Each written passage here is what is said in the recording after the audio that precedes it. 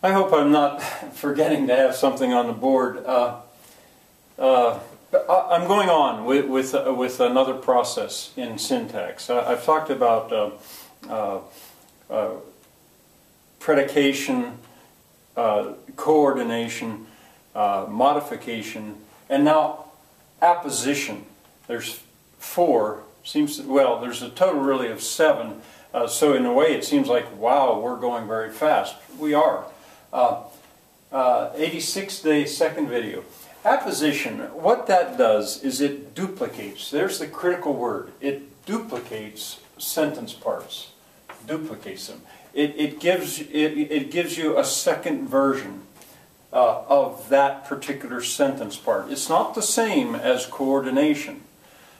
It doesn't use a coordinating conjunction.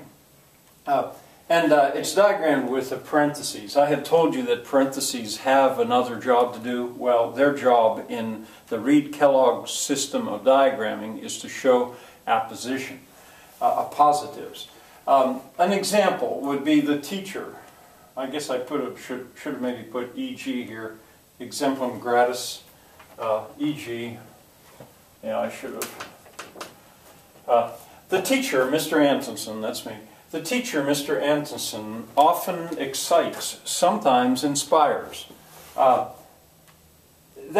would you could say, well, in your mind you're imagining the word and, but that doesn't matter.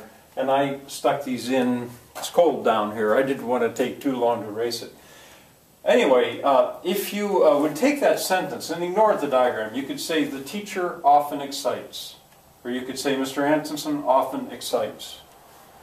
Or you could say the teacher, Mr. Antonsen, often excites. The teacher, Mr. Antonsen, sometimes inspires. The simple predicate is in there twice. You've got 2 of them. Another way of saying it is Mr. Antonsen renames the subject. The fact that I've added modifiers maybe clouds this issue a little bit. Inspires should really be another way of saying excites, saying it in other words. Well, anyway, what you do is the duplicate is put in parentheses, so there is the appositive in parentheses.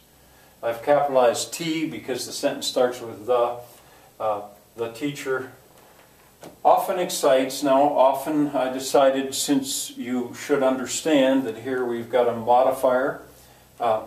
This modifies the first of the simple predicates, and sometimes. I did this because I wanted to show you that an appositive can have its own modifiers. The teacher, I could make myself stupid. Stupid Mr. Antonsen. And that way you'd have an adjective acting as a modifier, modifying the appositive there.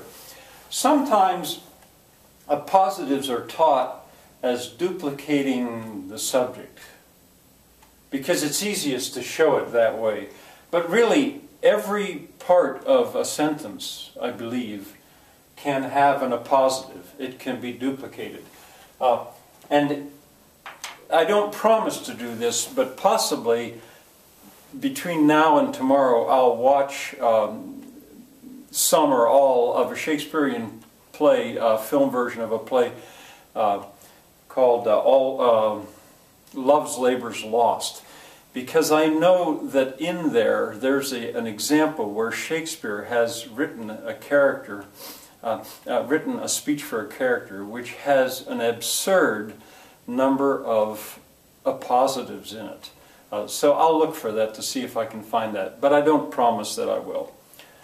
All right, we go on. I'm very sure that within a week of this, I will have taught you the entire system of Reed-Kellogg diagramming of syntax.